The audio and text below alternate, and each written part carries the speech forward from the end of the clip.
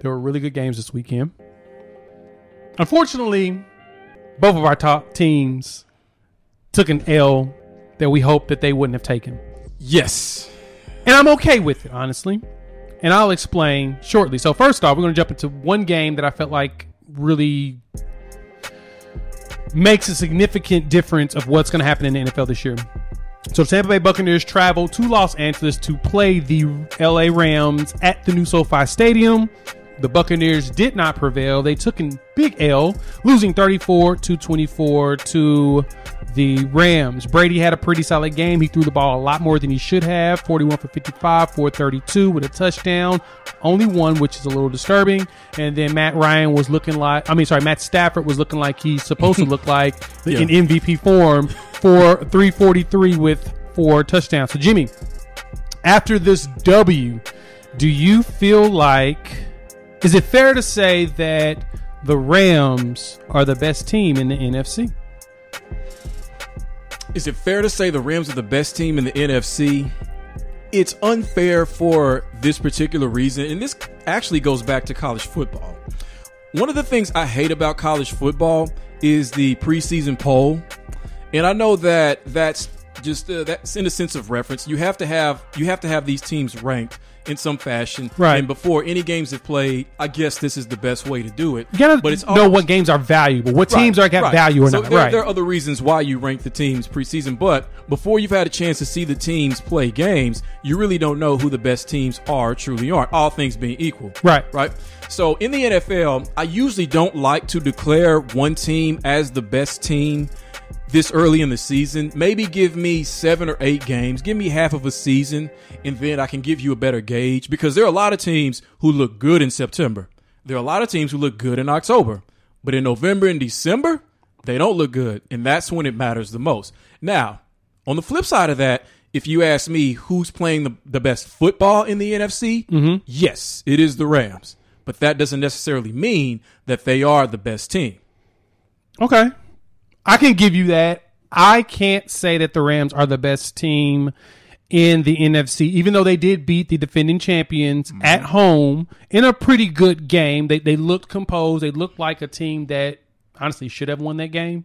To be honest, Tampa Bay was down some defensive players, a little bit depleted due to injury. So there was really no excuse for the Rams not to win that game. But you're right. The biggest thing is, what are they going to look like when the games truly matter going into November, into December? Because they started the season out playing the Bears and the Colts.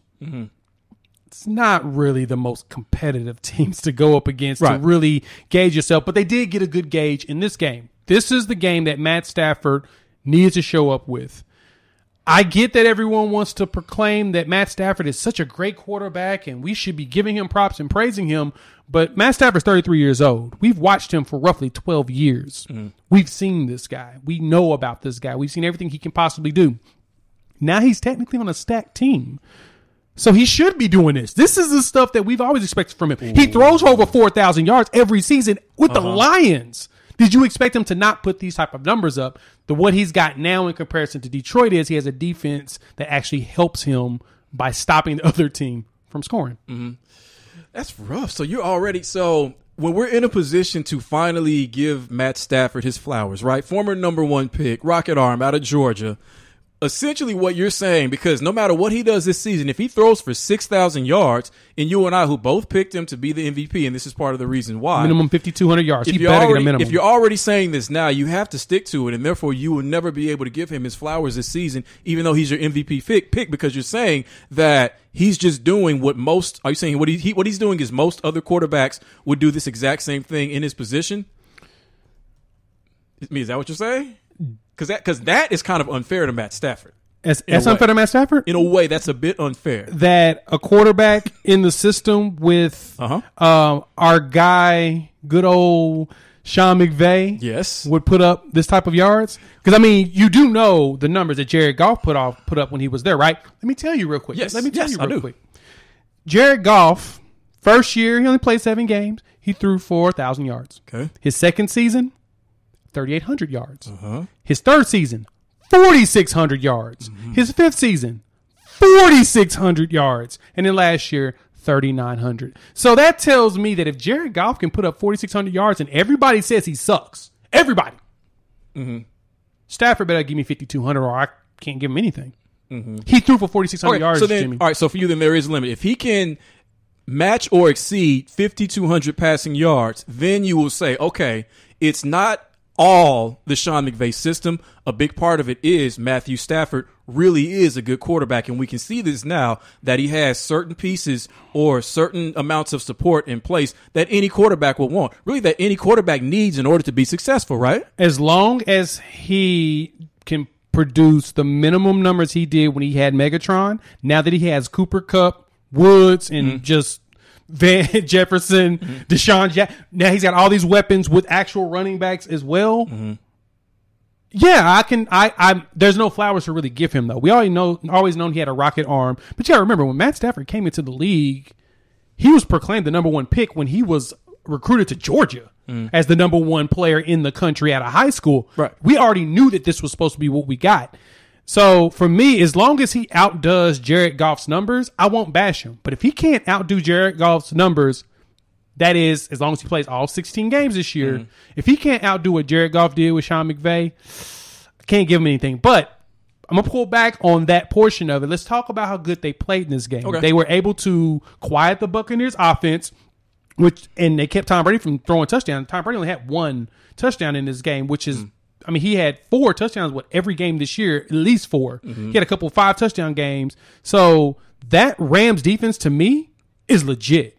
Yes, They're legit. I think that's the conversation starter, period, was their ability to quiet that Buccaneers offense the way they did. And I think there was a simple formula to it. I think that they focused on stopping the run, because if you stop the run and you establish that early, and I think total Tampa had 13 carries for 35 yards total. So if you stop the run early, that forces them to pass. Forcing them to pass forces Brady to have more dropbacks, 55 if I count correctly, 55 pass attempts. He threw the ball 55 times, which gives Aaron Donald that many more opportunities to hit him and make his life uncomfortable, which is the only way that there is to beat Brady. Actually, pressure doesn't beat Brady. It's got to be pressure up the middle. Yep, and Aaron Donald had a sack. Aaron Donald had a sack. Yeah. That's just freaking amazing, dude. Yeah. So, to me, all this stated, I think the Rams are going to be the team to beat to go to get through the NFC and win the Super Bowl as long as they remain healthy. There's absolutely no excuse for them to not make it to the NFC Championship game. Yeah, that's where I'm at. I agree. And I think psychologically, there's a lot of things that the Bucs and Tampa Brady can use in order to make themselves better, to not really count themselves out. But to me, here's the biggest problem. As I watch this game, and this is one of the games that I flipped over to watch it on Fox from drive to drive instead of just watching it on Red Zone, is that there was absolutely no point in this game where the Rams looked uncomfortable. They looked very comfortable. They looked like they were practicing. I know they were playing on turf, but it's almost like if they had actually been playing on real grass, all their uniforms would have been clean. That's how comfortable they looked in this game. And if you're the Bucs, forget losing 34-24, forget everything else. They didn't feel uncomfortable at all. Nothing that you did on offense or defense forced him to feel that way. And if you can't make this type of team feel uncomfortable and make, therefore, uncomfortable decisions, which leads to mistakes, then they're going to beat you worse than they did this time if you do meet in the playoffs. That is you're right. And to add that, the best part for the Rams is their schedule is super favorable come November through December. They really have, they've got some competitive games. Beginning of November, they got the Titans coming to town. Then they travel to San Francisco. They travel to Green Bay. Jacksonville comes to town. They travel to Arizona, which they're sneaky good right now. Yeah. The Seahawks come to them. They travel to Minnesota. The Ravens, they travel to Baltimore, which that one is a concern for me at the end of the season on the 2nd of January. And then San Fran comes to the crib. Technically, that's and before that, you've got Cardinals, Seahawks, Giants, Lions, and Texans. I mean, they better have the best record in the NFC. So.